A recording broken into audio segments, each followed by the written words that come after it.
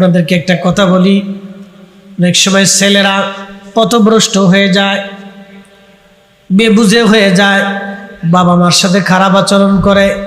ওই ছেলেটা হঠাৎ করে রাত্রিবেলা এসে মায়ের পায়ের মধ্যে জড়ায় ধরে বলে, যদি মা আমার ভুল হয়ে গেছে, আপনি আমার মাফ করে দেন। মা কি খুশি হয় না রাজা হয়? কেমন খুশি হয়? খুশির চোটে মার চোখের পানি পড়ে, আনন্দে চোখে পানি পড়ে। ছেলেটা বাবাকে গালি দিত, প্রতিনিয়ত বাবার সাথে ঝগড়া করত, কুপথে বিপথে চলতো। গভীর রাত্রিবেলা এসে পায়ের মধ্যে জড়িয়ে ধরে বলে, আব্বা ভুল হয়ে গেছে, আর কোনোদিন আপনাকে কষ্ট দেব না বাবা, আমি বুঝি নাই। ওই বাবার খুশির আতিশয্যে চোখ বেয়ে বেয়ে পানি পড়ে। বাবার সাথে সাথে সন্তানকে মাফ করে দেয়। শুধু মাফই করে না, বুকের মধ্যে জড়িয়ে ধরে। শুধু জড়িয়ে ধরে না, জায়নামাজের বিছানায় ওই সন্তানের মঙ্গলের জন্য বাবা দোয়া করতে থাকে, মা দোয়া করতে থাকে। কথা বলেন ঠিক কিনা? আর বান্দা যখন অন্যায় করার পরে রব্বে কারীমের দরবারে সিজদায় পড়ে যায়, দুহাত বাড়ায় দিয়ে কাঁদতে থাকে, আমার আল্লাহর মার চাইতে বাবার চাইতে আরো 99 গুণ দয়া আল্লাহর বেশি লাগে। আল্লাহ ডাক ডাকে, বান্দা ইরজিই ইলা রাব্বিকি রাদিয়াতাম মারদিয়া ফাদখুলি ফি ইবাদি ওয়াদখুলি জান্নাতি। একবার জোরে বলা যাবে কি মারহাবা? বান্দা আল্লাহ ডাকায়, আয় বান্দা, জীবনের সব গুনাহগুলি মাফ, আমি খুশি। কুল ইয়া ইবাদিয়াল্লাযীনা আসরাফু আলা আনফুসিহিম, বান্দারে নিজের নফসের সাথে যতই জুলুম করো তুমি, যত অপরাধ করো তুমি, তোমার গুনাহ আকাশ শুনবি, আকাশ শুনবি, আকাশ শুনবি, গুনাহ হয়ে গেছে। বান্দা লা তাকনাতু মির রাহমাতিল্লাহ,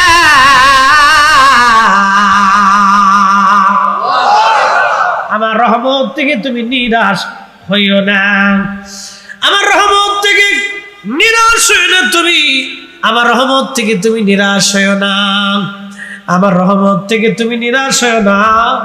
বান্দারে, তোমার যত গুনাহ আছে আমি আল্লাহ ক্ষমা করে দিব, জীবনের কোনো গুনাহ আমি আল্লাহর তোমার বাকি রাখবো না। একবার আওয়াজ তুলে বলা যাবে কি মারহাবা? সব মাফ করে দিব। আল্লাহ ইমাম বুখারী সহিহুল বুখারীর কিতাবুল আম্বিয়াতে একটা ঘটনা লেখেন। বুঝতে কি কোনো অসুবিধা? গমটম আইছে? হ্যাঁ আসই একসাথে বলে তো আল্লাহু আকবার। আপনারা গ্রামের মানুষ, সাধারণত আসতে পারে, আসবে না তা কিন্তু না। কাজের দিন পরিশ্রমী মানুষ, পরিশ্রম করলে যে কি ঘুমটা হয়, এটা বিরাট বড় আনন্দের জিনিস। হ্যাঁ, পরিশ্রম করলে কিন্তু ঘুমটা খুব মারাত্মক ঘুম হয়, ঘুমটা খুব মজার একটা ঘুম হয়, অনেক মজার ঘুম হয়, একবারে খুব ভালো ঘুম। কষ্ট দিব না, বেশি রাত করবো না, ভয় নাই। চেয়ারম্যান সাহেব আব্বার কথা মনে করে মাহফিলটা সাজা, ওনার একটা ওয়াজের বিষয় আছে আমার, আমি দিকে চলে যাব। উনি একটু বলছিলেন ওই বিষয়ের উপর আলোচনা করতে, ফিরে যাব। শুধু ঘটনাটা বলে দিয়ে যাই, কোরআন শরীফ থেকে ঘটনাটা আসছে, হাদিসে কারিমা থেকে। বনি ইসরাইলের একজন বান্দা 99 জন মানুষকে হত্যা করছিল।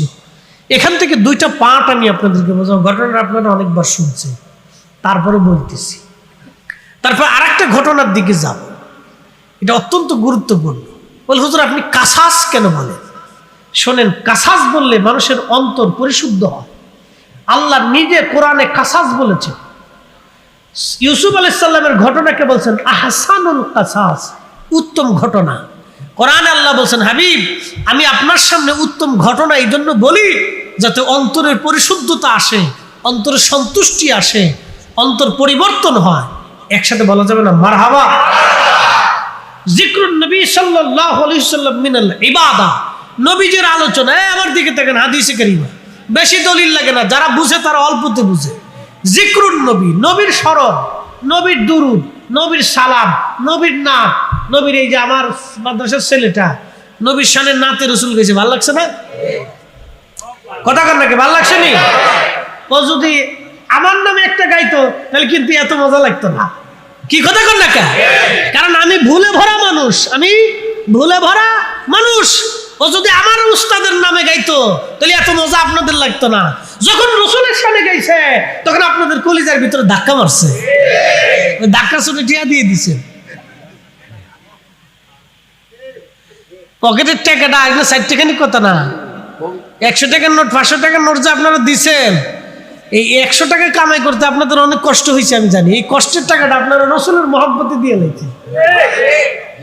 হ্যাঁ, 2 মিনিটে কাজ করে নিয়েছেন। আর আমি 5 ঘন্টা ধরে ওয়াজ করতেছি, তাও কাজ হয় না। আচ্ছা, একসাথে বলি তো আল্লাহু আকবার। শানে রাসালাত এটা একটা মজার জিনিস। হাজরাতে আল্লাহর নবী বলতেছেন, উম্মত রে, বনি ইসরাইলের একজন মানুষ 99 জন মানুষকে হত্যা করলো। আল্লাহ রসুল হত্যার বিষয়ে বলেছেন, তোমরা যদি একজন নিরপরাধ মানুষকে হত্যা করো, এত বড়ই ফিতনা, এত বড়ই ভয়াবহতা। নবী কোরআন বলতেছেন, মান কতালা নাফসান বিগাইরি নাফসিন আও ফাসাদিন ফিল আরদি ফাকান্নামা কাতালান নাস জামিআ। আমার উম্মত তোমরা শোনো, আল্লাহর কোরআন বলতেছে, আল্লাহর হাবিব বলতেছেন, একজন নিরপরাধ মানুষকে তোমরা যদি হত্যা করো, বিনা কারণে অন্যায়ভাবে তোমরা যদি হত্যা করো, মার্ডার করো, তামাম পৃথিবীর মানুষ মেরে ফেললে যেই পরিমাণে অপরাধ গুনাহ হবে, একজন নিরপরাধ মানুষ মেরে ফেললে সেই গুনাহ হবে। এ হিন্দু না, বৌদ্ধ না, খ্রিস্টান না, নাসারানি, ইহুদি। কোরআন কিন্তু কোন দলের কথা বলেন নাই, কোরআন একটা কথা বলছে, মান কতলা নাফসান, কোন ব্যক্তি, কোন আত্মা, কোন জীবন, কোন মানুষকে তুমি যদি হত্যা করো বিনা কারণে, তাহলে তাম পৃথিবীর মানুষ মেরে ফেললে যেই পরিমাণে অপরাধ, একজন নিরপরাধ মানুষ মেরে ফেললে সেই পরিমাণে অপরাধ। এই জন্য ইসলামের ভিতরে কি হিন্দু, বৌদ্ধ, খ্রিস্টান, মুসলমান এটার কোনো বাছাবাছি নাই। ইসলামের ভিতরে সবাই নিরাপদ। কথা বলেন ঠিক কি না? ইসলামের ভিতরে সবাই কি নিরাপদ, কোনো বাছাবাছি নেই, সবাই সমান, একবারে নিরাপত্তা পাবে সমানভাবে। প্রিয় উপস্থিতি, খুবই মনোযোগ দিয়ে কথাগুলি শুনে যাবেন। 99 জন মানুষ মেরে ফেলে দেওয়ার পরে ওই বান্দার মনের ভিতরে তওবা আসলো, আহারে আমি অনেক বড় অন্যায় করে ফেলছি, ভুল হয়ে গেছে। যেতে যেতে এক পাদ্রীর সঙ্গে দেখা হয়ে গেল, ডাক দিয়ে বলল, হুজুর আমি 99 জন মানুষ হত্যা করেছি, এখন তওবা করতে চাইতেছি, আল্লাহ কি আমারে মাফ করবে?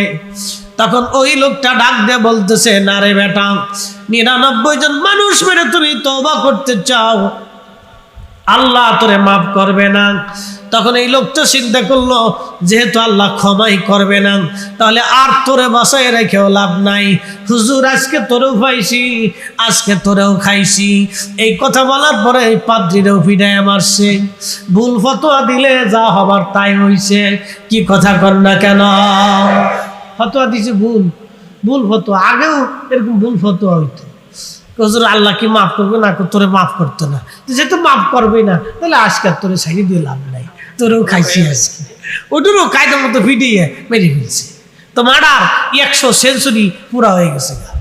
তো যখন সেঞ্চুরি পুরো হয়েছে, আবার অন্তরের ভিতরে তো আবার সাহারে আমি হুজুর ফিটিয়ে মেরে ফেললাম, ফল করলামটা কি অপরাধ করে ফেললাম, হাই হাই হা।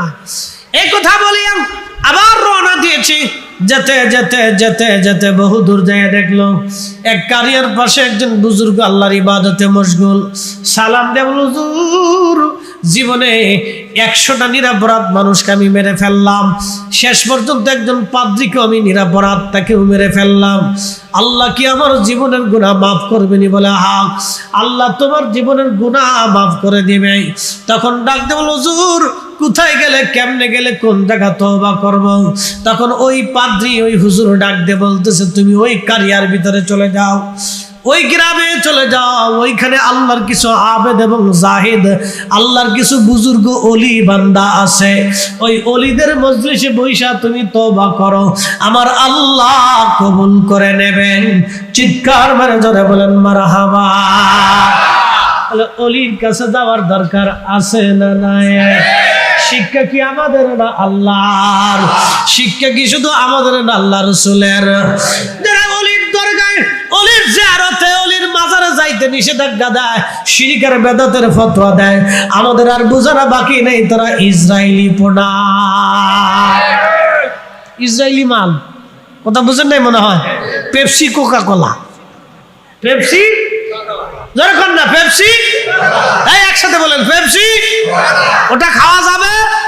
শুয়োরের গোশত খাওয়া যাবে? পেপসি কোকা কোলা খাওয়া যাবে? খাবেন না। শুয়োরের গোশত যেমন মনে করবেন, পেপসি কোকা কোলার ওরকম মনে করবেন, ওটা ইসরায়েলি প্রোডাক্ট। ওটা খাবেন তো মনে করবেন ফিলিস্তিনিদের বুকে গুলি করছে, ওটা খাবেন ভাববেন ফিলিস্তিনিদের রক্ত পান করছে, মনে রাখবেন। প্রিয় মুসলমান, এগুলি আমাদের বোঝা দরকার। আল্লাহর নবী ডাক দিয়ে বলতেছে, ওই লোকটা ওই বুজুর্গ থেকে দৌড় দিয়া ওই কারিয়ার দিকে রওনা করেছে তওবা করার জন্য। পথের মধ্যে আসার সাথে সাথে কুল ইন্নাল মাউতাল্লাযী তাফিরুনা মিনহু ফাইন্নাহু মুলাকিকুম, মরণ তার সাথে মোলাকাত করে ফেললাম, আজরাইল তার সাথে মোলাকাত করলাম। একদিন মাটির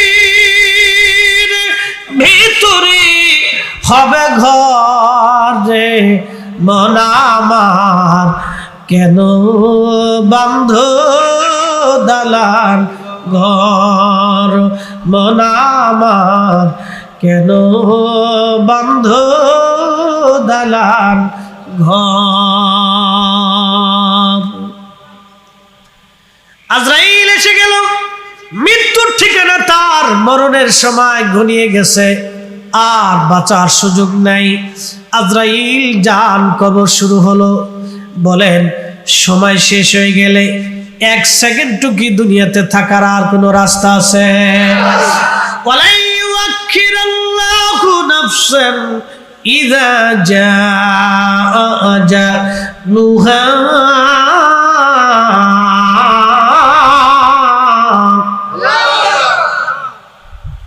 আল্লাহর কোরআন বলে হায়াত শেষ হয়ে গেলে 1 সেকেন্ড সময় নাই, থাকতে পারবা না, আর একবার চলে গেলে দুনিয়াতে আর আসতেও পারবা না। আল্লাহর নবী ডাক দিলেন, আজরাইল আসলো, তার জান কবজ করে নিয়ে চলে গেল, কিন্তু তার চেহারাটা ওই বুজুর্গ আল্লাহর ওলির বাড়ির দিকে ঘোরানো ছিল। ঠিক এমন সময় ফেরেশতারা আসছে 2 দল, একদল জান্নাতের আর একদল জাহান্নামের। জান্নাতি ফেরেশতারা বলল, আমরা জান্নাতে নিয়ে যাব। লোকটা তওবা করার জন্য রওনা দিয়েছিল। জাহান্নামী ফেরেশতারা বলল, না, তওবা করার জন্য রওনা দিয়েছিল কিন্তু যেতে পারে নাই, আমরা তাকে জাহান্নামে নিয়ে চলে যাব। 2 দল ফেরেশতা ঝগড়া বাঁধালো, বদানুবদ তর্ক বিতর্ক শুরু করলো। 2 দলই 2 ধরনের তাদের নিজস্ব মতে যুক্তি দিল। সবাই বলে, জান্নাতীরা বলে জান্নাতে নিয়ে যাব, জাহান্নামী ফেরেশতা বলে জাহান্নামে নিয়ে চলে যাব। আল্লাহ একজন ফেরেশতাকে তাদের মধ্যে ভেজাল মীমাংসার জন্য পাঠাই দিয়ে বললেন, যাও তুমি মীমাংসা করে আসো। ফেরেশতা সে জিজ্ঞেস করলো, ভাই ফেরেশতারা, রে তোমরা কেন বদানুবাদ করো? বলে দেখো, এই লোকটা তওবা করার জন্য রওনা দিয়েছিল কিন্তু যেতে পারে নাই, তার আগেই তার মৃত্যু হয়ে গেছে, সেই জন্য আমরা তাকে জাহান্নামে নিয়ে চলে যাব। জান্নাতীরা বলল, না, সে তওবার উদ্দেশ্যে রওনা দিয়েছিল বটে, কিন্তু আমরা তাকে জান্নাতে নিয়ে চলে যাব। এই ফেরেশতা বলতেছে তাহলে ঝগড়ার প্রয়োজন নাই, তোমরা রাস্তা মাপ দিয়ে দেখো। সে যেখান থেকে ওই অলির বাড়ির দিকে রওনা করেছিল, এই মাঝখানের রাস্তা, অর্ধেক রাস্তা যদি সে পার হয়ে যায় তাহলে তাকে জান্নাতে নিয়ে চলে যাও, আর যদি পিছনে পড়ে যায় তাহলে তাকে তুমি জাহান্নামে নিয়ে চলে যাও। ফেরেশতারা রাস্তা মাপ দিয়ে দেখলো, সে অর্ধেক রাস্তার কিছু রাস্তা সে সামনে চলে গেছে। একবার জোরে বলা যাবে কি আল্লাহু আকবার। আমরা জান্নাতে নিয়ে চলে যাব। আল্লাহু আকবার। আল্লাহর দয়া হয়ে গেল। আবার আরেক বর্ণনার ভিতরে আসছে ফেরেশতারা প্রথমে রাস্তা মাপ দিয়ে দেখে না পিছে পড়ে গেছে। আল্লাহ বলেন থামো ফেরেশতারা, মাপা হয় নাই, আবার মাপ দাও। ফেরেশতারা আবার মাপ দিয়ে দেখতেছে না, সামনের রাস্তায় চলে গেছে, পিছনের রাস্তা সংকুচিত হয়ে গেছে। ফেরেশতারা বলে রাব্বি, ফেরেশতাদের মাপে তো ভুল হয় না, কিন্তু পিছনের রাস্তা সংকুচিত কেন হলো? ফেরেশতাদেরকে আল্লাহ বলেন, ও আমার ফেরেশতারা রে, আমার বান্দা তওবা করতে পারে নাই, কিন্তু তওবা করার জন্য আমার অলির বাড়ির দিকে রওনা দিয়েছিল, সেই জন্য আমি আল্লাহ তার তওবা কবুল করিয়া তার জীবনের গুনাহ আমি আল্লাহ মাফ করে দিলাম। অলি আল্লাহর দরকার আছে না নাই? এত জায়গা লাগবে, যাবনি জিয়ারতে যাব, আল্লাহ কবুল করুক, বলেন আমিন।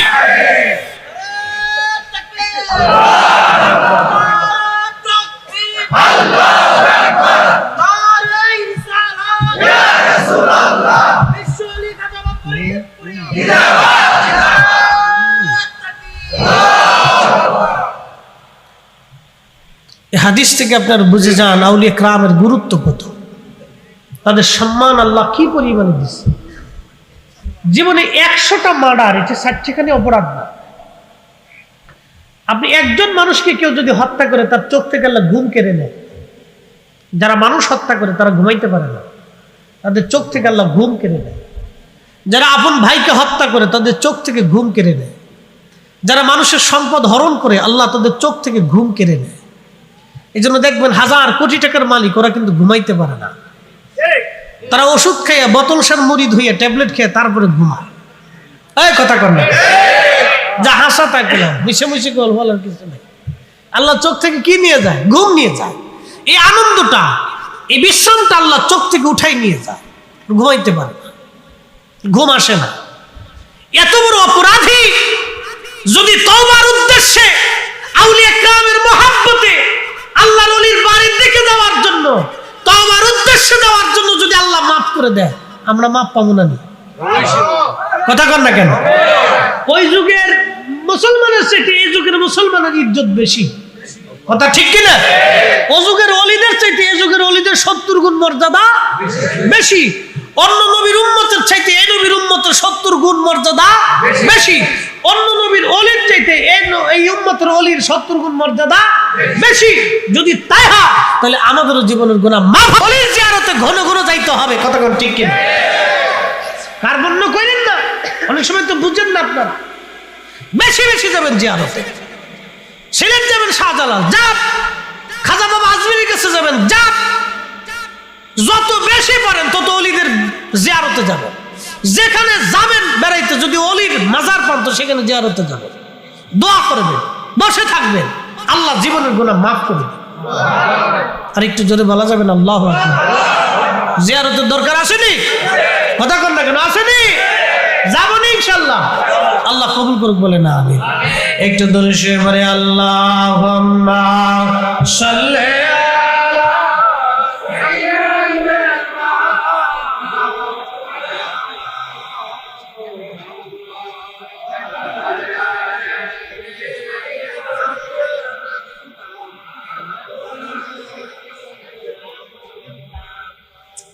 বন্ধুগণ আমার,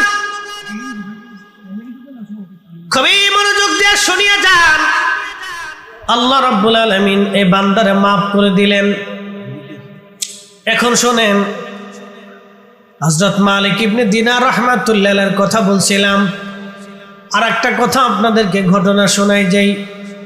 মালিক ইবনে দিনার প্রত্যেক বছরে হজে যাইতেন। আহা, এবছর হাজিরা হজের উদ্দেশ্যে রওনা হয়ে গেছে সারা পৃথিবী থেকে। দোয়া করবেন আমার 30 তারিখ অথবা 1 তারিখ আমার ফ্লাইট, যেন আল্লাহ কবুল করেন। কারণ সবার নসিবে বাবা হজ হয় না। বহু মানুষ আছে হজের আগেই কবরে চলে যায়, আবার অনেকে যাইতে চাইও হয় না। 2 দিন আগে আমার এক মুসল্লি গত জুমার বয়ান শেষ করে নামাজ পড়ে বের হলাম। ওই মুসল্লি আমার হাতটা ধরে বলেন, হুজুর আমার জীবনে অনেক বড় একটা ভুল হয়ে গেছে। আমি বললাম কি? বলে একটা সময় আমার অনেক সামর্থ্য ছিল, আমার অনেক ব্যবসা ছিল, অনেক টাকা কড়ি ছিল। ওই সময় হজ করব করে হজ করি নাই, কিন্তু এখন আর হজের আমার সামর্থ্য নাই, অর্থবিত্ত নাই। হুজুর আমি কি করব এখন? আল্লাহ কি আমার মাফ করবে কি না? আমি বললাম আল্লাহ তো দয়ার সাগর, তিনি তো ক্ষমা করার জন্যই বসে আছেন। তেনার দরবারে ইখলাসের সাথে মাফ চাইলে আল্লাহ মাফ করবে। বলে হুজুর আমার তো এখন আর কোনো সামর্থ্য নেই, আমি কি করব? আমি বললাম রব্বে কারিমের দরবারে ক্ষমা চাইতে থাকেন আর সামর্থ্য চাইতে থাকেন। যদি আল্লাহ দয়া করে তো আল্লাহ আপনাকে কাবার মেহমান হিসেবে কবুল করে নেবে। এই জন্য হজের সামর্থ্য আসার সঙ্গে সঙ্গে হজ আদায় করে নিতে হয়। এটা হলো বুদ্ধিমানের কাজ। খুব মনোযোগ দিবেন। মালিক ইবনে দিনার রাহমাতুল্লাহ আলাইহি বলতেছেন, 1 বছর আমি হজ শেষ করার পরে আমি আল্লাহর দরবারে হাত তুলে বললাম, রব্বুল আলামিন এই বছর কার হজ কবুল হলো, কারটা হলো না আমি তো জানি না। আল্লাহ আপনি দয়া করে আমার জানায় দেন কার হজ কবুল হলো, কারটা হলো না। রাত্রিবেলা ঘুমিয়ে মালিক ইবনে দিনারকে আল্লাহ স্বপ্ন দেখে বলেন, মালিক আমি সবাইরে মাফ করছি, সবার হজ কবুল করেছি, কিন্তু একজনের হজ আমি আল্লাহ কবুল করি নাই। সবাইরে ক্ষমা করছি, কিন্তু একজনকে আমি আল্লাহ ক্ষমা করি নাই। মালিক ইবনে দিনার চিন্তায় পড়ে গেলেন, হায় হায় হলোটা কি? একজনের ক্ষমা হলো না, সবার মাফ হলো, সবার হজ কবুল হলো, একজনের হলো না। ওই এক লোকটাকে আমার জানার দরকার। পরের দিন রাত্রিবেলা আবার কান্দে, আল্লাহ ওই একটা লোক যদি আমি মালিক হয়ে যাই আমার জীবন বড় বরবাদ হবে। আল্লাহ না জানি জীবনের কোন ভুলের জন্য বুঝি হজ কবুল হলো না। আল্লাহ মালিক ইবনে দিনার চিন্তায় পড়ে গেলেন।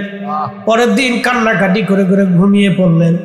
স্বপ্নে আল্লাহ ডাক দিয়ে বলেন, মালিক রে তোমারও মাফ করছি, সবাইরে মাফ করছি, কিন্তু যারে মাফ করি নাই তার নাম মুহাম্মদ ইবনে হারুন সমরকন্দি। সমরকন্দে তার বাড়ি। এই যে আপনারা দেখেছেন সমরকন্দ, যেটা বর্তমান উজবেকিস্তানের, ওই বুখারা থেকে 3 মাইল দূরে সমরকন্দ।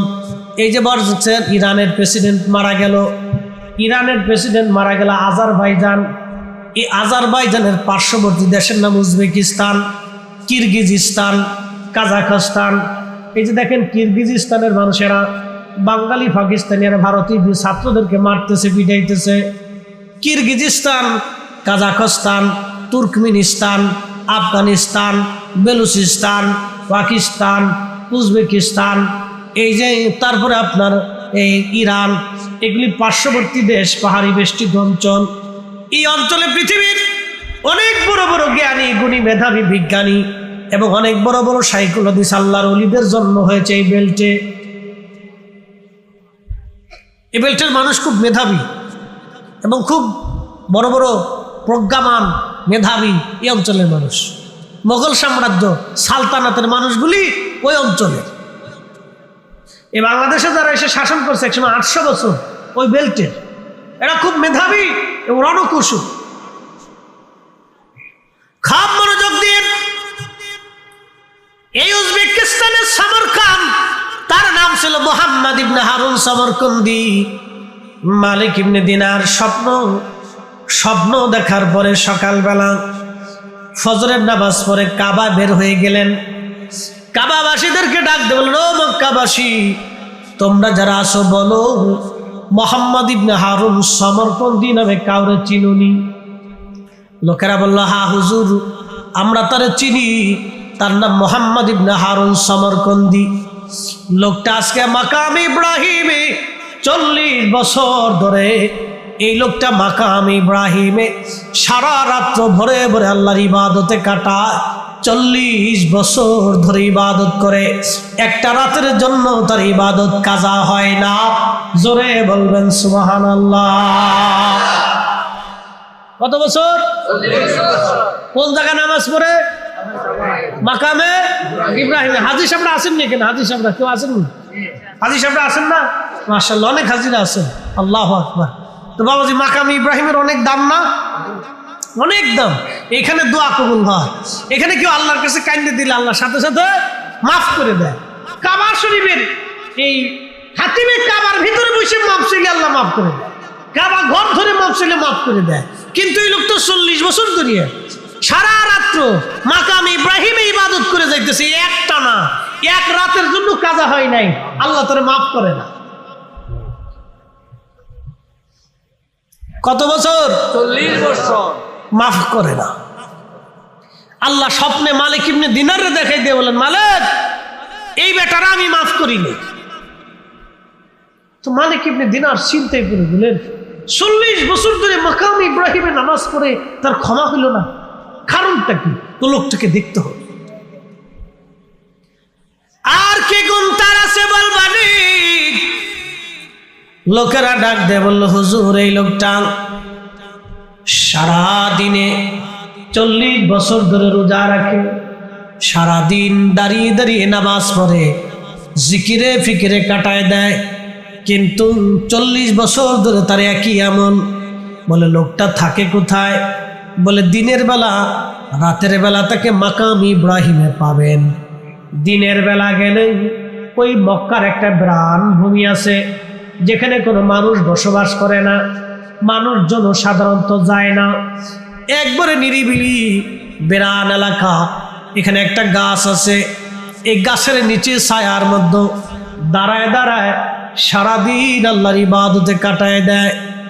মালিক ইবনে দিনার বললেন, আমি হেঁটে হেঁটে মক্কার বিরান ভূমিতে গেলাম, যাওয়ার পরে দেখি একজন আল্লাহর বান্দা ওই গাছের নিচে ছায়ায় দাঁড়িয়ে দাঁড়িয়ে নামাজ পড়তেছে। তার ডান হাত কাটা আছে, ডান হাতটা তার কাটা। ওই অবস্থায় সে নামাজ পড়ে গাছের নিচে। আমি আস্তে করে যাই সালাম দিলাম, সালাম দিয়ে আমি পাশে বসে গেলাম। সে নামাজ ধীর স্থিরভাবে নামাজ পড়তে লাগলো। নামাজ শেষ করার পরে আমার সালামের জবাব দিয়ে বলল, আল্লাহর বান্দা, কি বা পরিচয় আপনার? কি জন্য আপনি আমার কাছে আসছেন? এই বিরান ভূমিতে সাধারণত কেউ আমার কাছে আসে না, আপনি কেন এই বিরান ভূমিতে আপনি আমার কাছে আসছেন? তখন আমি ডাক দিয়ে বললাম, আল্লাহর বান্দা, তোমার নাম কি? মুহাম্মদ ইবনে হারুন সমরকন্দি। বলে, হ্যাঁ, আমার নাম মুহাম্মদ ইবনে হারুন সমরকন্দি। বলে, আপনার পরিচয় কি?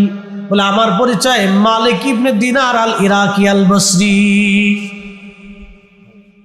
বলতেছে, হুজুর, আমি আপনাদের চিনছি, আপনি ইরাকের জাহিদ, দুনিয়া বিরাগী আল্লাহর ওলি।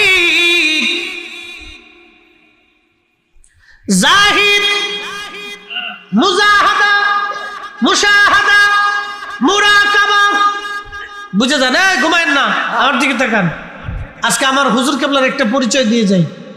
মানুষ তো খালি গালিগালাজ করে, বন্ড চন্ড কয়। আজকে একটা পরিচয় দিয়ে, মুরাকাবা, মুশাহাদা, মুজাহাদা। দুনিয়াতে কেউ কুতুব হবে, কেউ আবদাল হবে, কেউ জাহিদ হবে। জাহিদ কারা? যারা দুনিয়া বিরাগী। দুনিয়া বিরাগী বুঝছেন? দুনিয়াতে তাদের নামে কোনো সম্পদ নাই। আমার হুজুরের জীবনের কোনো ব্যাংকের অ্যাকাউন্ট আপনি খুঁজে পাবেন না। তাই আসতে করলেন, জোরে বলেন না, সরব পাইতেছেন। 100 টাকা জমি উনার নামে পাবেন না। কথা জোরে বলে। বাপের ভিটাতে আছে? নাই। বাপের ভিটাতে নাই। ওনার পরের দরবারে নাই। কথা কন না কেন? আসেনি? বাপের ভিটাতে আছে? ওটা আগেই ওনার পীর মুর্শিদ আগে বিক্রি করেছে, তো করে আসুন। দেখে জাহিদ বলা হয়। সবাই পারে না। এই ওয়াজের মঞ্চে এসে লাভ ঠাপ বহুত করা যায়, কিন্তু এই আমল করা যায় না। এই আমল আমরা বুজুর্গদের সিলসিলাদের ভিতরে, সব ওলিদের ভিতরে ছিল। হযরত আবু বকরের ছিল, হযরত আবু বকর থেকে সালমান ফারসি পেয়েছিলেন তিনার ছিল, হযরত বাইজিদ বুস্তামির ছিল, হযরতে আবুল হাসান খেরখানের ছিল, আবু আলী ফাহামুদ্দিন তুসির ছিল, খাজা বাকি বিল্লার ছিল, খাজা বাহাউদ্দিন নাকশবন্দ বুখারীর ছিল, মুজাদ্দিদ আল ফুসারি ছিল, শায়েখ আব্দুল হক মুহাদ্দিস হযরত শেখ আব্দুল আকবর বদির ছিল, আদম বিন নূরের ছিল, শাহ আব্দুল আজিজের ছিল, শাহ আব্দুর রহিম মুহাদ্দিস দেহলভির ছিল, নূর মোহাম্মদ নিজামপুরী ছিল, ফতে আলী রসুলের নামার ছিল, শাহ সুবু আজিদ আলী ছিল, খাজা বাবা এনায়েতপুরী ছিল, খাজা বাবা ফরিদপুরী ছিল, সব ওলিদের দুনিয়া বিরাগী ছিল। কথা বলেন ঠিক কিনা? বললাম জাহিদ জাহিদ জাহিদ, মুজাহাদা মুজাহাদা। 100 টাক জমিন নিজের নামে রাইখে যান নাই, দুনিয়ার ভেজাল কান্দে করে হাসরের মাঠে যান নাই। কথা কন, দুনিয়ার ঝামেলা কাঁধে করে হাসরের মাঠে যান নাই। এমন ছিল হযরতে সালমান ফারসি রাদিয়াল্লাহু আনহু। উনি ইন্তেকাল করার সময় উনার সিলসিলা, উনার থেকে কিন্তু আমাদের সিলসিলা, আবু বকর থেকে সালমান ফারসি রাদিয়াল্লাহু আনহু। একসাথে বলবেন না মারহাবা? আবু বকর সিদ্দিক থেকে সালমান ফারসি রাদিয়াল্লাহু আনহু। মনে রাখেন আমাদের সিলসিলা। আল্লাহর নবী থেকে আবু বকর, তিনিও দুনিয়া থেকে যাওয়ার আগে সব কিছুকে খাতিম করে গিয়েছিলেন। ওনার পরে সালমান ফারসি রাদিয়াল্লাহু আনহু দুনিয়া থেকে যাওয়ার আগে খাতিম করে গিয়েছিলেন। একসাথে বলবেন আল্লাহু আকবার। সিলসিলা বোঝা লাগবে। খালি যাই খালি পান খান আর চা খেয়ে ঘুরে চলে আসবেন, তা হবে না। কি দাদা? তা হবে না। নতুন যারা আছে শিখতে হবে, পুরাতনরা চলে যাচ্ছে, তাদের অনেক ত্যাগ আছে। নতুন যারা আছেন তারা বুঝে নেন, এগুলো আমাদের জানার দরকার। আবু বকর সিদ্দিক থেকে হযরত সালমান ফারসি, নবীজি ছিলেন দুনিয়ার থেকে যাওয়ার আগে সব খাতিম করেছেন। দুনিয়ার কোনো ভেজাল কাঁধে করে আল্লাহর দরজায় যান নাই। সব কিছু রাহে লিল্লাহ ফি সাবিলিল্লাহ। কুল ইন্না সালাতি ওয়া নুসুকি ওয়া মাহইয়ায়া ওয়া মামাতি লিল্লাহি রাব্বিল আলামিন। আল্লাহর জন্য সব কিছু ত্যাগ করে দিয়ে চলে গেছে। আমরা আয়াত পড়ি কিন্তু নিজেরা আমল করি না। এই কথা কন না কেন? আমার লাভ দেখে বেদাত শিরিক, লাফায় লাফায় খালি গুদে কিমটি থেকে আমরা খালি লাফাইতে থাকি। এত লাফান কে?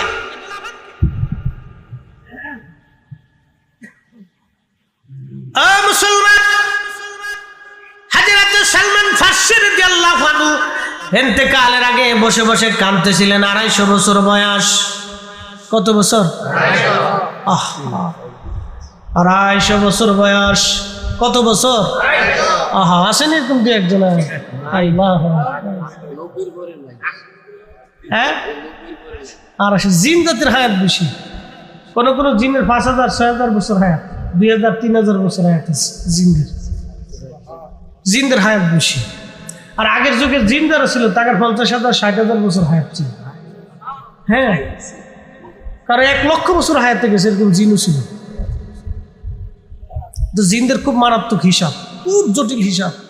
এর জন্য জিনদের ভিতরে কোনো অলি নাই, জিনদের ভিতরে খাজা বাবা আজমিরি নাই, জিনদের ভিতরে দাতাগঞ্জে বক্স নাই, জিনদের ভিতরে খাজা বাবা ফরিদপুরি নাই, জিনদের ভিতরে খাজা এনায়েতপুরি নেই, জিনদের ভিতরে ইমাম আজম আবু হানিফা নাই, ইমাম বুখারী নাই, ইমাম মুসলিম নাই, হাদিস বিশারদ নাই, ফিকাহবিদ নাই, মুফাসসির নাই, আদাব নাই, আরবি নাই। জিনদের ভিতরে বড় মুহাদ্দিস নাই, জিনদের ভিতরে জাহিদ নাই, জিনদের ভিতরে কুতুব নাই, আবদাল নাই, মুজাদ্দিদ নাই, কিচ্ছু নেই। জিন জাতির সাথে আল্লাহর প্রেম হয় নাই। আগুনের তৈরি, ওরা উগ্র। এই যে মানব জাতির ভিতরে যারা উগ্র তারা আল্লাহ পায় না। আমার দিকে তাকাবেন, ভালো করে বুঝে যাবেন। জিন মানব জাতির ভিতরে যারা উগ্র, বেশি জালালি মেজাজ দেখায়, এরা আল্লাহ পায় না। কথা কন না কেন? সে আলেম হোক, ইমাম হোক, শাইখুল হাদিস হোক, মুফতি হোক, প্রিন্সিপাল হোক, ডক্টর হোক, ডাক্তার হোক, ইঞ্জিনিয়ার হোক, জ্ঞানী হোক আর অজ্ঞানী হোক, কামলা হোক আর মালিক হোক, যার উগ্র মেজাজ আছে সে আল্লাহ পায় না। জালালি মেজাজ বেশি দেখালে সে আল্লাহ পায় না। আল্লাহ পাইতে হলে আপনাকে নরম হইয়া মাটির সাথে মাটির মতো মিশে যেতে হবে। কথা কম না কেন? আল্লাহ পায় না। বহুত দেখা আছে, এটি শেষ পর্যন্ত আল্লাহ পায় না।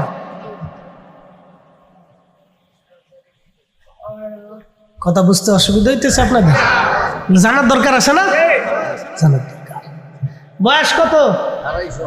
কথা কন না কেন? কত বছর? 250 বছর। ইন্তেকালের সময় ঘনে গেছে। অ্যাটেনশন, আমার দিকে তাকান। জাহিদ কি জিনিস এটা বুঝাইতেছে। মুজাহাদা বুঝার দরকার আছে না? মুজাহাদা, জাহিদ কি এটা বুঝতে হবে আমাদেরকে।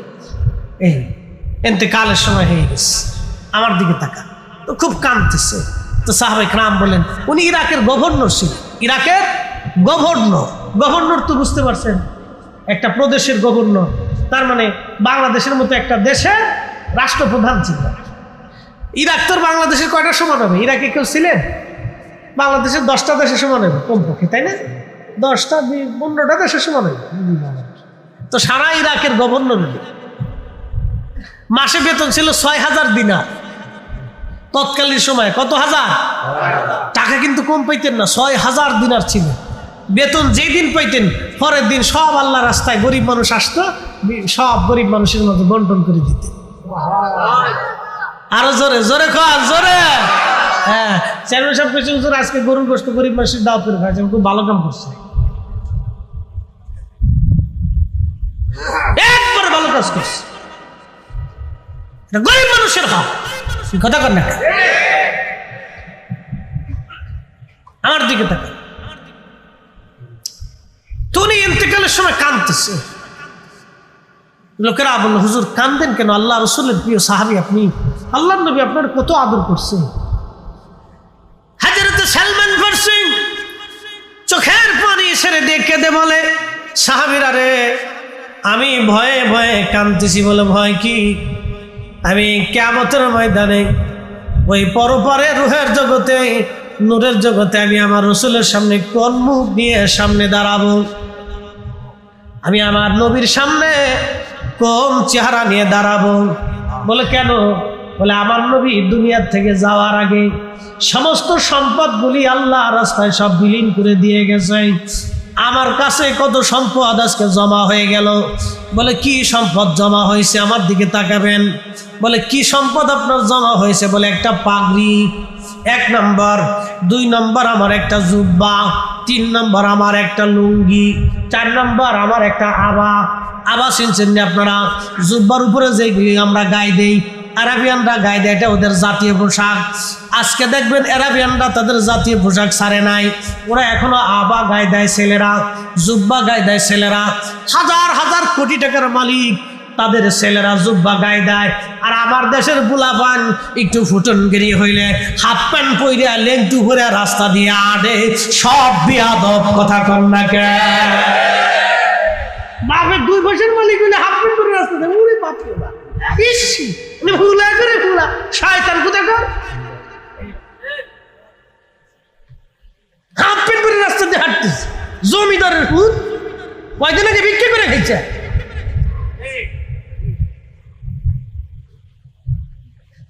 আমরা আমাদের ইতিহাস ঐতিহ্য ভুলে যাচ্ছি। সংস্কৃতিকে পর্যন্ত আমরা বিসর্জন দিলাম। আমাদের জাতীয় পোশাকের নাম লুঙ্গি। হ্যাঁ, কথা কর না? মালয়েশিয়া কারা থাকেন দেখেন তো? মালয়েশিয়া হাত উঠছেন তো? মালয়েশিয়া যারা চাকরি করছেন না, ওদের জাতীয় পোশাক ওরা ছাইড়ে দিছে। হ্যাঁ, অথচ যায় দেখেন ওদের ছেলেমেয়েরা আর বাপেরা কোটি কোটি টাকার মালিক। বাংলাদেশের 2 সাইডে 1000 কোটি টাকার মালিক ওরা কিনতে পারে। কি কথা কর না? বাংলাদেশের বসুন্ধরা গ্রুপ ওদের 2 সাইডে ওই মালয়েশিয়ান ধনীরা কিনতে পারে। তাদের ছেলেরা তাদের জাতীয় পোশাক পরে রাস্তায় হাঁটে, আর আমার দেশে খালি ফুটেনগিরি আর কি।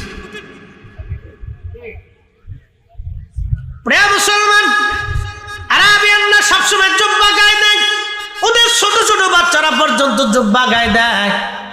খুব মনোযোগ দিয়ে কথা শোনেন। হযরতে সালমান ফারসি রাদিয়াল্লাহু আনহুর গায়ের মধ্যে আবা, 4 নম্বরে আবা, 1 নম্বরে পাগড়ি, 2 নম্বর জুব্বা, 3 নম্বর লুঙ্গি, 4 নম্বরে আবা, 5 নম্বরে হাতের একটা কাঠের লাঠি, 6 নম্বর একটা কাঠের বাসন, 6-7 নম্বর একটা কাঠের পানির পেয়ালা।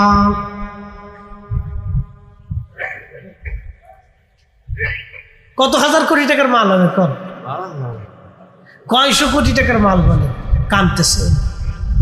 হুজুর এই সামান্য পরিমাণ জমা হয়েছে তার জন্য আপনি কাঁদতেছেন? বলে আমার নবী দুনিয়ার থেকে সব আল্লাহ রাস্তায় দান করে দিয়ে গেল, আর এই সম্পদগুলি নিয়ে যদি আমি কবরে যাই, আমি আমার নবীর সামনে কোন মুখ নিয়ে দাঁড়াবো? এটার নাম সালমান ফার্সি, আশিকে রাসূল। একবার জোরে বলা যাবে কি মারহাবা? এর নাম জাহিদ, দুনিয়া বিরাগী। হযরত সালমান ফার্সি কেঁদে দিয়ে বলল, সাহাবীরা রে, আমার ইন্তেকালের পরে আমার একটা ওসিয়ত তোমরা মানবে।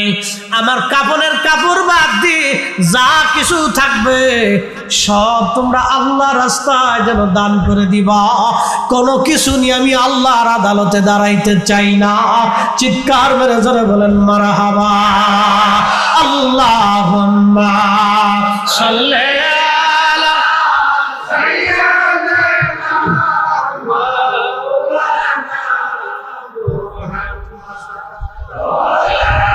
আরে সাইয়্যিদনা।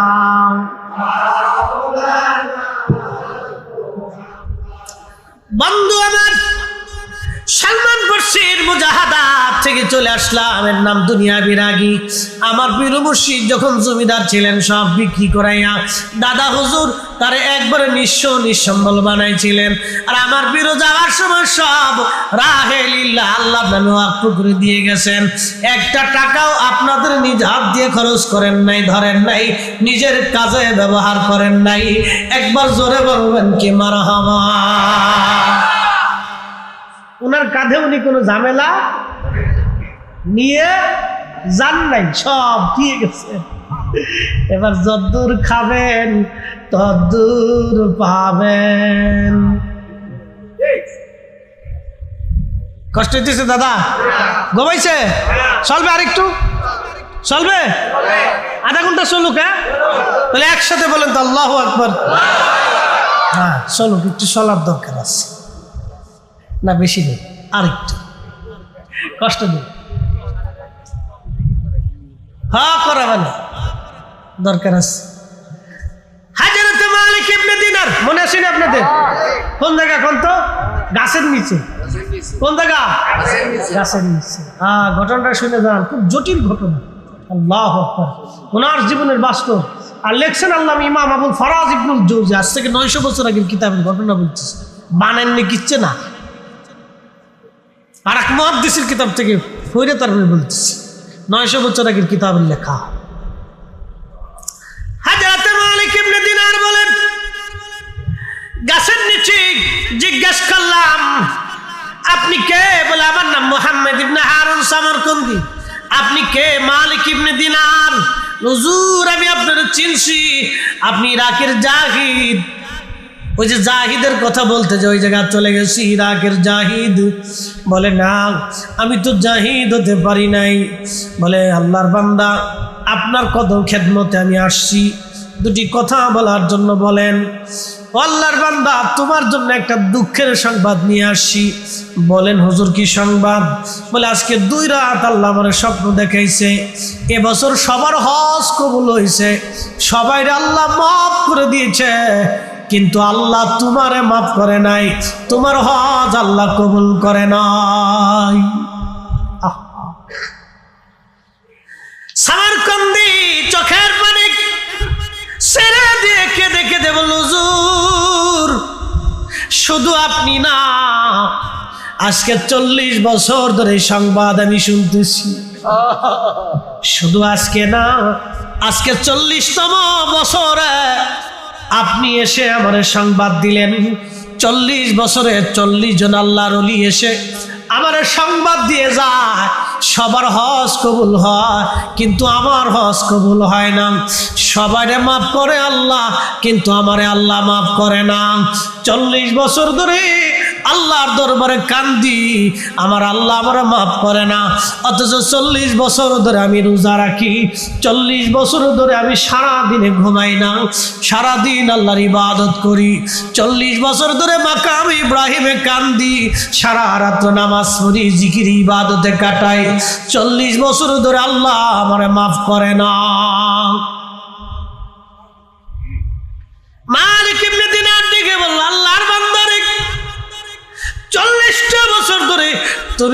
খোদার কাছে মাপ চাও কিন্তু মাপ হয় না। অপরাধ কি? জীবনে কোন ভুল করছিলা বলবানি? লোকটা কেঁদে দিয়ে বলল, হা হুজুর, একটা চরম ভুল আমার জীবনে আজকে আমার এই পর্যন্ত নিয়ে আসছে। এই ভুলের খেসারত আমি আজও পর্যন্ত দিতে পারি নাই। কি ভুল করছিলা বলো? বলে, হুজুর আমি মধু পাইছিলাম, নেশা করতাম। যারা নেশায় আসক্ত হন আপনাদেরকে বলে দিয়ে যায়, আখেরাত বন্ধু বরবাদ হয়ে যাবে, দুনিয়াও বরবাদ হবে। জীবন অল্প সময়, আহায় জীবন আর কোনোদিন ফিরে পাবেন না। একটা বার যদি খোদা বেরাজ হয়ে যায়, নারাজ হয়ে যায়, সর্বনাশ হয়ে যাবে আমার আপনার জীবন। এমন সর্বনাশ, যেই সর্বনাশ থেকে আর ফিরার কোনো সুযোগ নাই। বন্ধুরে, ওই সর্বনাশ থেকে আর ফিরার কোনো সুযোগ নাই। আল্লাহর বান্দা কেঁদে কেঁদে বলে, হুজুর মদ পাইছিলাম শাবানের শেষ রাত, শাবানের শেষ রাত, মাহে রমজানের শুরু। আমি মদ পান করে বাড়ি আসছি। আমার মা উনুনে চুলাতে আগুন জ্বালিয়ে রুটি বানাচ্ছিল। তখনকার দিনের বড় বড় চুলা, আপনারা দেখবেন আগুন জ্বালিয়ে ওরা রুটি বানায়, বড় বড় চুলা। বলে, আল্লাহর বান্দা গো হুজুর, মা জননী আমার স্ত্রী দুইজন উনুনে রান্না করতেছিল। আমি মদপান করে নেশাগ্রস্ত হয়ে আমি বাড়ি যখন আসছি, আমার মা আমার হাতটা ধরে বললো, বেটা রে, কত সন্তানরা, কত আল্লাহর বান্দারা মাহে রমজানের জন্য, বেটা শাবানের শেষ রাত, শাবানের শেষ রজনী, ও আমার সন্তান, তুমি কিনা মদ পান করে ঘরে আসছো। কত ছেলে মারা যায়, তুই কি মরতে পারিস না? মা যখন এই কথা বলে ফেলছে, হুজুর বিশ্বাস করেন, আমার শরীরে জিদ ধরে গেল, শয়তান আমারে পেয়ে বসলো। ঠিক ওই সময় আমি আমার মার শরীরে এই হাত দিয়ে ঘুষি মারতে লাগলাম, আঘাত করতে লাগলাম। আমি আমার মারে মারতে লাগলাম। মা আমাকে বকাঝকা আরো শুরু করে দিল। মা যখন বেশি রাগ শুরু করে দিল, হুজুর বিশ্বাস করেন, শয়তান আমার আরো পেয়ে বসলো, আমার জিদ আরো বেড়ে গেল। আমি আমার মাকে জাপটে ধরে নিয়ে উনুনে চুলার আগুনের মধ্যে মাকে ছেড়ে দিলাম। হুজুর, আগুনের মধ্যে মারে আমি ফেলে দিলাম। আগুনের মধ্যে যখন মারে ফেলে দিছি, আমার স্ত্রী আমাকে ধাক্কা ঘরের মধ্যে নিয়ে দরজা খিল মেরে দিলেন, লাগিয়ে তালা মেরে দিলেন। হুজুর, সকালবেলা আমার নেশার ঘর কেটে গেল। ঘুম থেকে উঠলাম, স্ত্রীকে ডাক দেয়া বললাম, বিবি দরজা খোলো। আমার স্ত্রী কর্কশ ভাষায় বলল, তোমার মতো নাফরমানের সঙ্গে সংসার করার চাইতে চলে যাওয়া অনেক ভালো। আমি তোমার মতো নাফরমানের সঙ্গে আমি সংসার করব না। আমি বললাম, কেন রে বিবি? বলে, কালকে রাত্রে নেশার ঘরে তুমি আমার শাশুড়িকে, তোমার আম্মাজনকে উনুনে চুলার মধ্যে ফেলে দিয়ে পোড়ায় মেরে ফেলে দিয়েছ। হুজুর বিশ্বাস করেন, ঘরের দরজা ভেঙ্গে বের হয়ে এসে দেখি মা দুনিয়ায় নাই, মা জননী বিদায় হয়ে গেছে। হুজুর, মা দুনিয়ায় নাই, মা বিদায় হয়ে গেছে। আগুনে পুড়ে মার শরীর গুড়ি কালো কয়লার মতো হয়ে গেছে। হুজুর, আমি পাগল পারা হয়ে গেলাম। হায় হায়, কি করলাম আমি, কি সর্বনাশ আমি করেছি। মার জীবনে সুখের বিনিময়ে এত বড় কষ্ট দিয়ে মাকে আমি মেরে ফেললাম। হুজুর, আমার মনের ভিতরে তওবা এসে গেল। মারে দাফন কাফন করলাম। স্ত্রী আমার থেকে জুদা হয়ে তালাক নিয়ে চলে গেল। হুজুর, আমার ৮,০০০ স্বর্ণ মুদ্রা ছিল, সব আল্লাহ রাস্তায় দান করে দিলাম। অনেক জমি জমা ছিল, তাও দান করে দিলাম। 12 জন দাসী বাদী ছিল, তা আমি আজাদ করে দিলাম। যদি আল্লাহ আমারে মাফ করে দেয়, তারপরেও মনের আশা পুরা হয় না। ক্ষমা হয়েছি নি হুজুর, তওবার আশায় যেই হাত দিয়ে মারে মারছিলাম, যেই হাত দিয়ে মাকে ধরে আগুনে ফেলে দিয়েছিলাম, নিজের হাতে কুড়াল দিয়ে কুবাইয়া এই যে আমার ডান হাতখানা কাটা দেখতেছেন, আমি নিজের হাতে ডান হাত কেটে ফেলে দিয়েছি। যদি আল্লাহ মাফ করে দেয়, যদি আল্লাহ মাফ করে দেয়। কিন্তু আজকে 40 বছর ধরে আমার মালিক আমারে মাফ করে না।